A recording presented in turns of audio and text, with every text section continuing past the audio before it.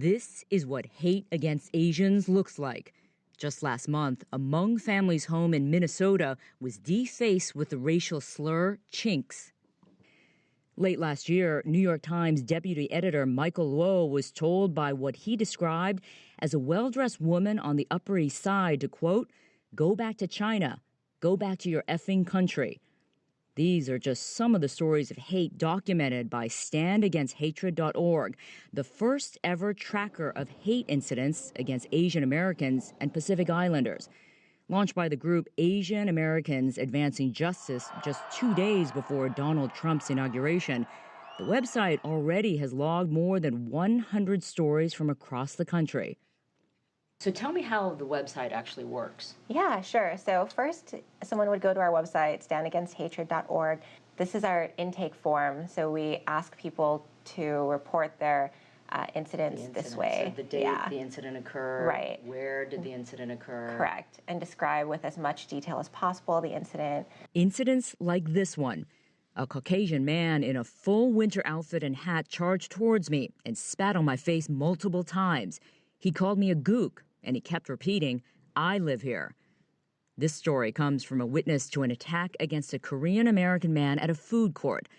A group of men told him they would flood this chink's rice paddy. One then said, "Hey, gook, how's that dog tasting? Looks a little dry there." He then dumped Gatorade all over the victim's lunch and told him to go back to China. I guess this is par for the course in Trump's America. For Asian Americans, many who were born and raised in the U.S., this apparent increase in racism and hate is both alarming and disheartening. Yeah, that's what's depressing to kind of see, especially in this time and age when we've progressed so far, and all of a sudden you see us kind of reverting back to, back before the 60s. I think the unfortunate reality is that now people, they're more vocal about it, for whatever reason.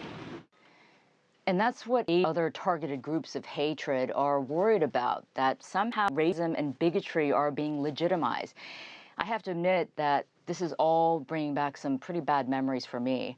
I grew up in an all-white community in Ohio where I was faced with racism constantly. I was called chink, Jap, gook, slanty eyes, and yes, I was told to go back to where I came from, even though I was born in Ohio.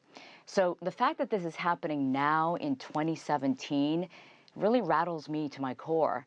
So I can only hope that this awareness will empower people, bring us together, rise above the hatred, and fight for what's right. Mei Li, CGTN, Los Angeles.